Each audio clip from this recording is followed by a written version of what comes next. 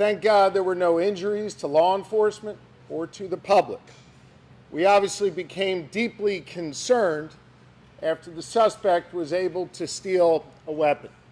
He was apprehended this morning with no shots fired. I want to say thank you to the dedicated law enforcement professionals from every level who each and every day go out of their homes, leave their families, leave their loved ones to keep us safe. The public, over the last 13 days, has had a chance to see what excellence in law enforcement means, what true dedicated professionalism is all about. I couldn't be more proud to be standing up here today with these professionals from every level. And while they did extraordinary work, we had a tremendous assist from the public here in Chester County. I want to say thank you to the public for their vigilance. Thank you for the constructive tips that they shared. Thank you for remaining on guard. We recognize this has been a concerning and trying time for each and every one of you in the region. And we want to thank you for your support of law enforcement and for your support of this effort that led to this capture today. I hope the good people of Pennsylvania, and indeed the folks all across this nation, got a chance to see how government is supposed to work, how law enforcement is supposed to work, where we all come together, where we focus on the mission. And while the women and men up here behind me may wear different uniforms and different badges, we were here with common purpose, and that was to apprehend this suspect and keep people safe. Leading this effort has been the Pennsylvania State Police. And I know I'm going to get booed by some of the folks behind me for saying this. I believe they are the finest law enforcement agency in the United States of America. And I could not be more proud to be the governor of this Commonwealth and to have the chance to serve in public service alongside these great leaders in the Pennsylvania State Police. Leading the effort for us is Colonel Christopher Paris, who did yeoman's work overseeing this operation together with Lieutenant Colonel Bivens. All Pennsylvanians, gentlemen, are indebted to you for your bravery, for your courage, and for your tremendous leadership. And with that, it's my honor to bring up the Colonel of the Pennsylvania State Police, Colonel Christopher Paris. Thank you, Governor. I would like to make a few brief comments. I'd like to dedicate those comments to the victims of Cavalcante and their families. At the end of the day, all of the people behind me here work for justice and for the victims. A close second to the people of Chester County. We appreciate your support, and we appreciate the dedication that you have shown us and the generosity that you have shown us. We are in your debt. This was a major operation. We know that it has affected your lives, and we're very much appreciative of that support. I'd like to thank the governor and his support of us, not only with his physical presence, but his work in Harrisburg on a daily basis. I'd like to thank the Border Patrol, Customs, the FBI, the Marshals, the ATF, our federal partners, the Chester County District Attorney, Deb Ryan, and her Chief County Detective, Dave Sassa. Our municipal partners, too numerous to mention here, in Chester, Montgomery, Delaware, and Bucks counties. We could not have done this without everyone. I would like to thank, from the bottom of our hearts, the members of the Pomar Lynn Fire Company. I know the media has been in and out of here. The hospitality that they have shown us, the logistics that you need to bring to bear in an operation like this, we would have been hard-pressed to do that without them being good hosts to us. Lastly, but certainly not least in any way, shape, or form, to the women and men of the Pennsylvania State Police, thank you. Thank you for your hard work and your diligence. This is my third manhunt with Lieutenant Colonel George Bivens. It's not lost on me that it was 9 years to the day yesterday for the Blooming Grove ambush. And in all of those operational cycles, there is no person who enjoys more of my trust and confidence. He was tasked with standing this operation up. My confidence in him is marrow deep. He is the consummate professional, and I would now like to turn it over to Lieutenant Colonel Bivens to give you the operational rundown of the capture of Cavalcante. Lieutenant Colonel Bivens.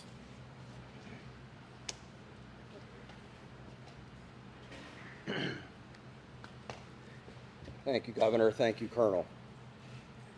It is a true pleasure to stand here this morning and talk to all of you about bringing this manhunt to a successful conclusion, and without getting anyone else hurt, most importantly. None of this would be possible without the support of this team, represented by members of various agencies standing with us up here, by others standing throughout this fire hall, and by still more who are out there in the field. So let me give you a few details about how this unfolded. As you know, we have been working most recently in a perimeter established in northern Chester County. Last night, shortly after midnight, a series of events started to unfold. First, we had a burglar alarm at a residence near Prizer Road within the perimeter. Our people investigated that, did not find Cavalcante there or anyone else, but it started to bring some of our people into that area. We had been searching an area not far from there already with some tactical teams that night. There was an aircraft overhead utilizing FLIR technology, and close to 1 a.m. picked up a heat signal that they began to track. It was west of PA 100 and north of Prizer Road. Tactical teams began to converge on that location where the heat source was moving. Unfortunately, we had a weather system that also came in, and we had lightning that was flashing all around, and it caused the aircraft to have to depart the area. Tactical teams made a decision to secure that area, that smaller area, as best they could, and hold it through the storm and until we could bring additional resources in and bring aircraft back overhead to ensure that we did not have an issue with an escape. That resumed early this morning, and shortly after 8 a.m., tactical teams converged on the area where the heat source was. They were able to move in very quietly. They had the element of surprise. Cavalcante did not realize he was surrounded until that had occurred. That did not stop him from trying to escape. He began to crawl through thick underbrush, taking his rifle with him as he went. One of the Customs and Border Control teams, BORTAC, had a dog with them. They released the dog. Some of our PSP CERT members were also there, had him surrounded. The dog subdued him, and team members from both of those teams immediately moved in. He continued to resist, but was forcibly taken into custody. No one was injured as a result of that. Excuse me. He did sustain a minor bite wound. We had medical personnel at the scene, and they took a look at that. Cavalcante was, as I said, taken into custody. He was transported to our Avondale station for further processing and interview, and he will ultimately be transferred to a state correctional institute where he will be housed and begin to serve his life sentence. In just a few minutes, I'll open this up to some questions, but before I do that, I want to turn this over to one of our very close partners, District Attorney Deb Ryan. I know she would like to say a few words, and again, then we'll be happy to take your questions following that. Deb. Thank you, Lieutenant Colonel Bivens. Today is a great day here in Chester County. Our nightmare is finally over and the good guys won. We owe a debt of gratitude to all of the first responders for their tireless and dedicated efforts in bringing this fugitive to justice. They worked around the clock, and we are deeply grateful to all of them. Our community can finally regain its normalcy and breathe a collective sigh of relief. This would not have happened without the collaboration and efforts on behalf of a multitude of agencies. I need to thank the Governor, Colonel Paris, Lieutenant Colonel Bivens for his unflappable and dedicated leadership, the U.S. Marshals, the Chester County Detectives, the FBI, U.S. Customs and Border Patrol, the Department of Emergency Services, the Sheriff's Department, and every single person who went out into the field in the most horrendous conditions. We had weather problems, we had terrain problems, and a ton of obstacles that prevented our capture from occurring as expediently as we wanted. We have the best people in the business, and we never lost faith that this capture would occur. We knew that it was just a matter of time. The scope of this manhunt was extremely impressive. The brave men and women who went out there every single day are our heroes, and I am proud to be a part of this collective team of people who worked around the clock to bring this man to justice during this monumental challenge. They utilized every piece of advanced technology, dogs, drones, helicopters, every asset available was put out for this capture. I can't express our gratitude deep enough to all of them and to the community for their support. We received dozens and dozens of donations, well wishes, and kind support from everyone in the community, and we thank this firehouse for housing us. We know we disrupted their lives for a while. One of the first calls we made upon learning about this capture was to the Brandow family, who, as you can imagine, had been living in a complete nightmare. They are so grateful to the men and women who helped with this capture. They can now finally sleep again. I can't thank law enforcement enough for their efforts. Thank you.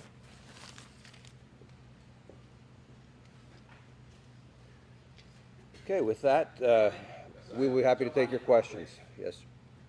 With the helicopter overboard, we saw the arrest taking place. There was some criticism about the photo op that was taken with the fugitive. Can you explain how that's actually a standard procedure, or what's the reasoning behind the photo op with the fugitive? I'm aware that there was a photo op that was taken out there. Those men and women worked amazingly hard through some very trying circumstances. They're proud of their work. I'm not bothered at all by the fact that they took a photograph with him in custody. Again, they're proud of their work. They kept the community safe. I say thanks to them and good job. Sir, did he say anything in the moment that he was captured, and you released the name of the K-9 officer who bit him during his capture? We will probably not be releasing the name. And in terms of anything that he said, we need to use an interpreter, and he has been taken back to the station, and at that point, we will attempt to interview him at the Avondale station. Did he say anything upon capture? Anything at all? I'm not aware of it. If he did, I don't have that information. Your officers were authorized to use lethal force if he didn't actively surrender. Was the goal to always take him in alive? That's always our first choice and preference. Again, that option is only to prevent the escape of a very dangerous individual. Had they not been able to contain him, that would have remained an option. Who specifically made the arrest? Which organization? It was a combination, it was a combined group of the Border Patrol and PSP. Once he was captured, when he went into the van, he was stripped and had his tattoos photographed. Is that normal procedure? Yes. When the thermal imaging happened at 1 o'clock, was he in the same location when you found him? Wait, I'm sorry, you'd ask first, man. Was he asleep when you found him? He was proned out. I've not been told that he was asleep. I'm told that he was proned out trying to hide and then began to crawl away. Was it the same location when you had the thermal imaging at 1 and you found him at 8? It was in that close proximity to that, yes. What was he saying whether anyone was helping him? No one was assisting him at that point. Sir, what was the agency that was flying the helicopter that first spotted the key? That was the DEA, and that was a fixed-wing aircraft. Were you worried as law enforcement that you had to down the plane and there could be another chance for escape? I mean, that's obviously the plane had to land, but what kind of risk did you have to calculate with Well, you know, as I've told you throughout this investigation, there are always things we have to contend with. Everything isn't scripted and doesn't go perfectly. And so it's just another challenge. Worried, I don't think, is the word that I would use. We simply had to adapt. And so we secured that inner perimeter while always keeping our outer perimeter secure. So that if he did manage to get out of that inner, we would box him in yet again. How tough an adversary was he? You've led some very high-profile, difficult manhunts. How tough an adversary was he compared to some of the others? You know, I don't know that he was particularly skilled. He was desperate, and I've said that all along. You have an individual whose choice is go back to prison and spend the rest of your life in a place you don't want to be, or continue to try and evade capture. He chose the evade capture. He was in good shape, obviously able to climb, as you saw, to get out of prison. But ultimately, as I said all along, we had an amazing team assembled here, capabilities that are just very formidable. And I was confident all along that he would eventually be captured. And ultimately, this team, and I credit all of them for bringing together their collective experience, the resources, and being able to apply that and capture him. It's never easy to find someone who doesn't want to be found in a very large area. Sir, previously you said you were reserving comment on if anybody was helping him throughout the search. I know you said no one helped him this morning. Can you say now that he's in custody whether he received help these last 13 days? There were people who were intent and intended to assist him. We had been successful, to the best of my knowledge, we had been successful in preventing that assistance from reaching him. Is that a good assistant? Yes. There had been some frustration, some criticism from the public as this was stretching on. Now that it's over, do you consider this anything other than a success? No, it was absolutely a success. And I got to tell you, I think by and large the public stayed amazingly supportive. I had some third grade students stop by yesterday and drop off letters and notes of support for all of these responders. We put them out for them to see at briefing time and things. That's the kind of support we saw from this community. There will always be criticism. There will always be people who think they can do this job better, and they're entitled to that opinion.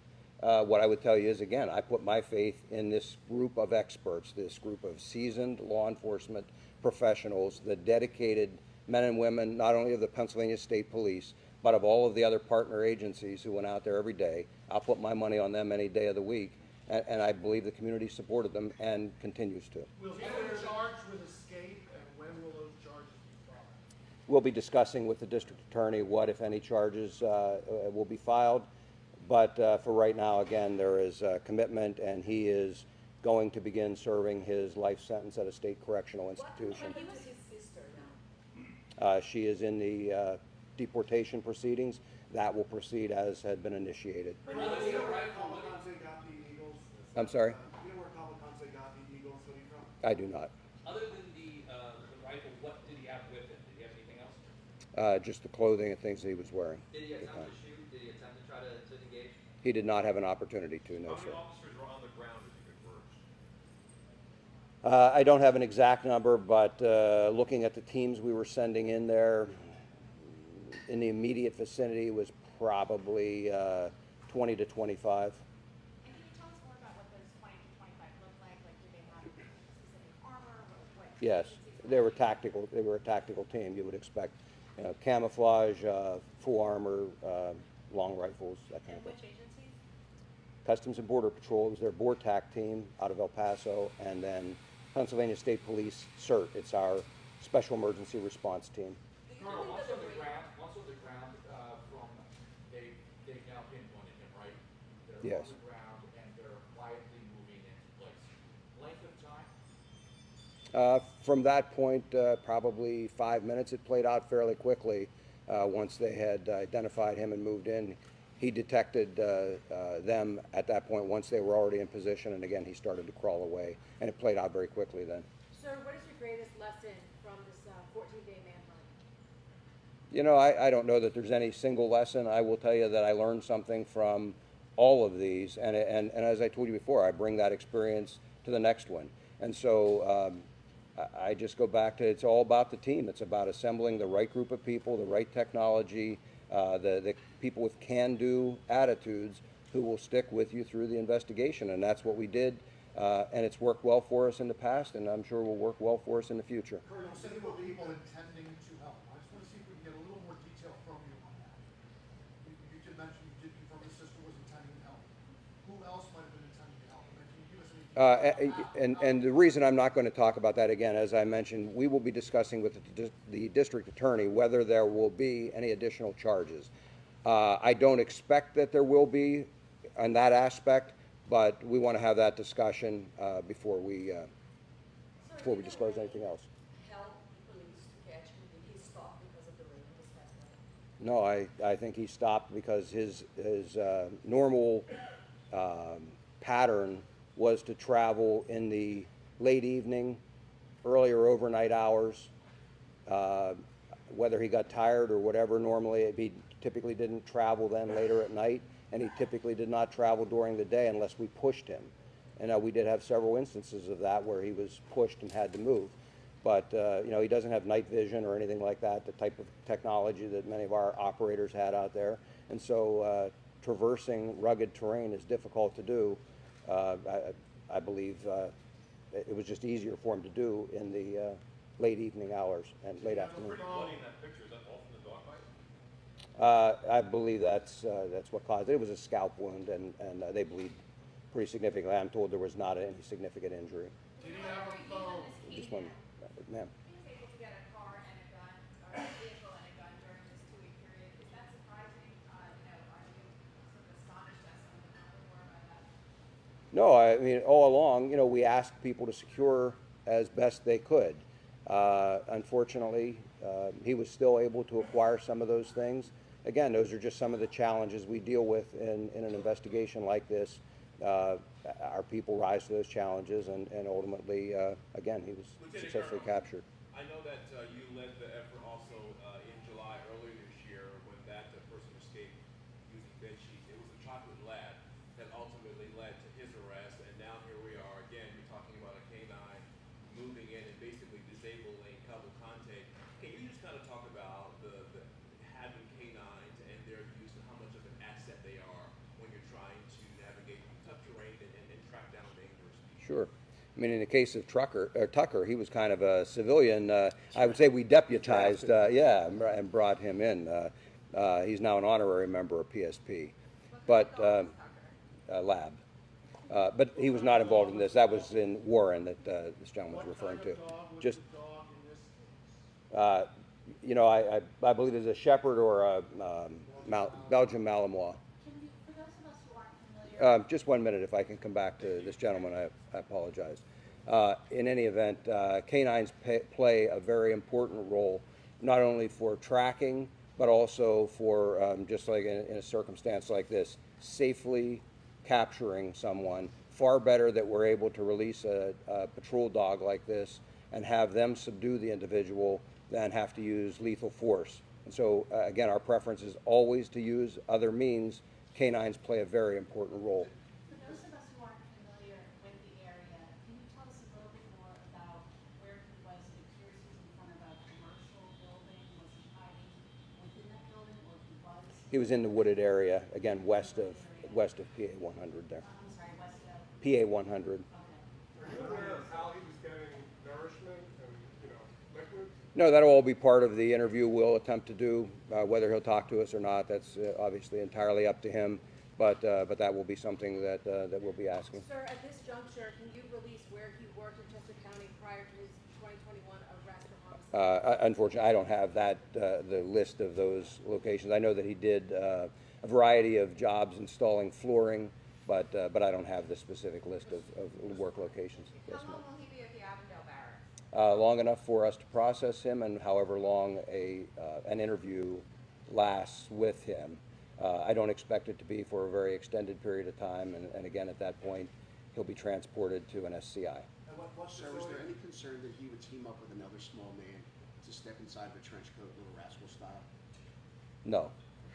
Can you give us more detail on the actual encounter with the dog? Did the dog tackle him, bite him? Again, I didn't see this specific capture. What I would tell you is the way those dogs are trained is to simply go to the person, they will grab whatever is closest for them to grab, and then they are trained to detain that individual. They don't just keep biting and releasing or trying to cause additional injury. They simply grab onto and try and hold that person in place until officers can get there. So that's why they're never released, at some great distance or unsupervised. There are officers close by who can then move in. The handler can immediately pull the dog back off of they give them a command, pull the dog back off, and then officers take over from there. He did. I don't have the name right now. Was there any body cam footage or doggy cam footage in the situation of him getting the rest of anything happening? Not that I'm aware of. And then secondly, Border Patrol, are they here? Yes. Can we talk about the expertise of Border Patrol being here to make that arrest? Do you want to? What your experience played and how that made if you could step up? Sure. Now, Border Patrol is trained in tracking and pursuing. From the time an agent comes on duty, assigned to the southwest border, they get lots of experience tracking and trailing people. And then with our technology and other resources, that just aids in the searches like this one. Different terrain than normally what you're working with, correct? So Border Patrol is assigned to both the northern border and the southwest border. So we got training and experience in all types of terrain.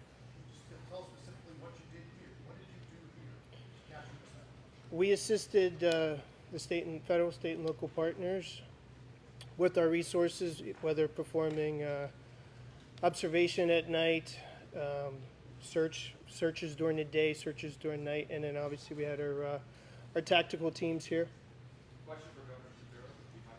Governor, yesterday you described just not 24 hours ago right here that you were calm and that your commanders over this operation were also calm. In hindsight, how did you balance the obvious pressures from outside that were forever saying, find him yesterday? Look, we had a job to do, and that was to capture Cavalcante. And I had the absolute best team working on this. I'm proud to be associated with the Pennsylvania State Police and all the law enforcement leaders who were behind me, federal, state, and local. We knew we had the best, and we knew, as Colonel Bivens said multiple times, he was desperate, and it was just a matter of time. I couldn't be more proud of them. And I want to come back to two questions over here that are related to Mr. Holden's question. One was about the assets that we deployed beyond the people. I hope that the public takes great pride in the technology, in the canines, and in all of the assets that were brought to bear here. We ask a lot of the public through their tax dollars to support the police, to support law enforcement at every level. And they got a front row seat here in Chester County and across Pennsylvania to see the extraordinary work not only these individuals do, but the great technology we're able to bring to bear to ultimately capture dangerous suspects like this. The public should take great pride in that. And then to the gentleman's question there in the suit, folks, whoever had their Eagles hoodie stolen, if you could let us know, I'll do my best to get you one of those new Kelly Green ones, okay? Governor, can I just ask you, two escapes, two different individuals from the same prison in the same year. What do you say to people who live in this area and say, what is happening at the Chester County Prison, and what are you guys going to do moving forward to try and prevent this kind of thing from ever happening again?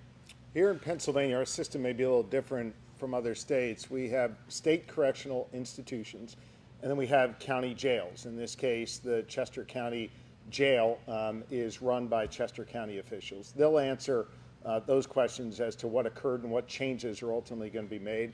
Certainly, the State Department of Corrections will be here to assist in any reviews or in any other work that they need done to make sure that that facility is secured. They obviously have a lot of work to do there, and I'm confident under the leadership of Chairwoman Moskowitz and District Attorney Ryan and other leaders in the county, they'll get that done. Is it estimated that the cost of the manhunt is about $1 million a day? I can't, put a price tag on it. We'll do our best to make sure that whatever can be tallied up is and is shared with the public. At the state level, I can't speak for our local or federal partners. Governor, you mentioned the pattern of what time of day you would travel. Were there any other patterns that you picked up on that were key in tracking him There were a number of things that that we picked up on, and he didn't follow the same pattern every single time. Seemed to like to travel via creek beds. He liked other paths of less resistance, wood lines, power lines, gas lines, that type of thing. And that's actually fairly normal. Nobody wants to have to force their way through very heavy underbrush and things. And again, I mentioned the time of day, but all of that combined with some outstanding work and technology is really what brought this to a successful conclusion. People in Chester County are grateful for your efforts. I know you mentioned on Friday you were asked about containment and capture. Ultimately, that tactic was successful. Anyone that you would like to thank at this time? I know Landhope donated breakfast yesterday. Wawa has been big help with lunch. Any small businesses you'd like to thank? And then again, the people of Chester County. I will tell you that we have been compiling a list, and I don't want to stand here right now because I will absolutely miss many. Some of those that you mentioned have been outstanding supporters of us, and I thank them. We will publish a list of all who helped us out because we are very, very appreciative. That level of support is really one of the things that allows our people to focus on the task at hand and to try and be successful even quicker than we might otherwise have to be. When I gave you all a tour of the facility in here, I talked a lot about logistics and the support that's required to field a team of 3, 4, 5 or more hundred law enforcement officers out there. It takes a lot to put it out there. And so the help of all of those folks, the help of the average person who stopped by and dropped off a case of water was very much appreciated, not only for the case of water, but also just for the kind thoughts of, and words of support that they always included when they dropped that off. You contained and captured, so that tactic was the way to go. Yes, as I said, we always take a multifaceted approach, and so depending on the circumstances, there's always a contingency, and we're always prepared to move in whatever direction we need to. I'm sorry.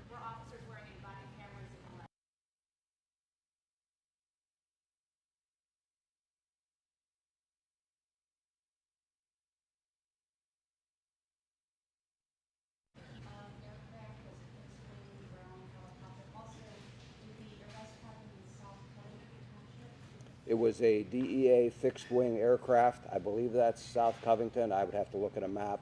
We were operating in several townships there, but again, it was north of Prizer and west of PA 100. Sir, where were you when this all happened? And do you have a personal feeling of satisfaction for 14 days of very long, hard work? How does this feel for you this morning? I was here in the command post when the capture occurred, and yes, I'm very happy that this occurred and that no one was injured. It brought a new level of danger for all of our people out here in the field when we knew that he obtained a firearm. And so for me, the biggest sense of relief is that no one in the community was harmed and no law enforcement officer was harmed either. So that's the win. Sir, were you mobile the whole time, or did he set up a base camp? No, I believe he was more mobile the entire time. Sir, what prison is he being transported to? We're not releasing that, but it is going to be a state correctional facility, and once he is secure there, I believe they will release where he is being housed. Lieutenant Colonel Bivens, you said that multiple people attempted to help him. Did he have any means of communication to reach out to those people and coordinate with them as to where he was? He did not at the time that we captured him. Yes, ma'am.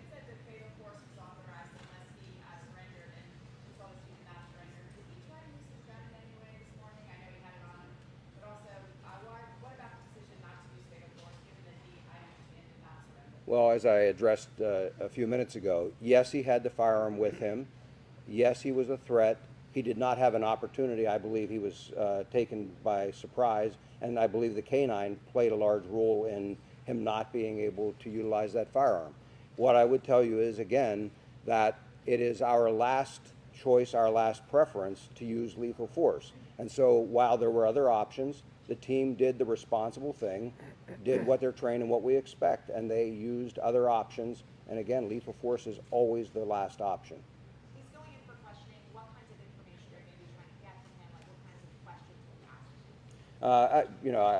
We have the criminal investigators that have been involved in this, everything from the escape up through the time that he has been on the run. I'm sure all of that will be included in their list of questions. Whether he'll choose to talk, I have no idea, and that will be his choice. Can you assure and guarantee the public that this man will not escape again, because clearly he has the ability to do that? Can you say that now? I can assure you he will not escape while he is in our custody. He will be turned over to a state correctional institution. I have every confidence that they will be able to safely and securely house him as well. Lieutenant Colonel, was he in the perimeter of the perimeter that you had outlined yesterday? Was that? He was. He was. Yes, sir. How close to the edge of the perimeter was he? You know, where in the perimeter? It was within the perimeter, and he would have been within a few hundred yards of the eastern edge of the perimeter. Colonel, in terms of the public being involved, there was videos surfacing of vigilantes in Chester County trying to get involved in this case. Moving forward, if something like this happens again, what would you tell the public in regards to getting involved in a case like this? I would ask them the same thing that I asked this time, and that is, please don't come out and try to become involved like that. You potentially take away resources that would otherwise be spent on the search trying to deal with those individuals, and we don't want one of them to get hurt unintentionally. How Okay. far was the capture from where the burglary happened last night? Within a quarter mile. Colonel, once processed, It wasn't a burglary, it was an alarm, by the way, but once processed, any idea in ballpark time until transfer? it depends on whether he is cooperative and is interviewed. That could take minutes to hours, but I don't have the answer yet whether Does he he's. have a lawyer, do you know? I'm not aware of that. Sir, do we know if his sister and mother entered the country via Puerto Rico as well? I don't believe his mother is here, and I don't have that information immediately available here about where they entered. As I said, his sister, though, is in the process of being deported now. We have time for 2 more questions. Lieutenant Colonel, after everything that you've been through, seen with Cavalcante, once that interpreter is there, do you plan on having a conversation with him, asking him anything about all this? No, the investigators are quite competent. They'll gather the information that we believe is important if they're able to, and I'm confident that everything we need will be gathered in that way. There's no reason for me to have a personal discussion with him. What's your message to anybody else who tried to escape? Well, I think it's a very bad idea, obviously, and we will be here should something like this occur again. We'll put the team back together, and we'll be right back out after them. Okay? Thank you all. Thank you, everybody.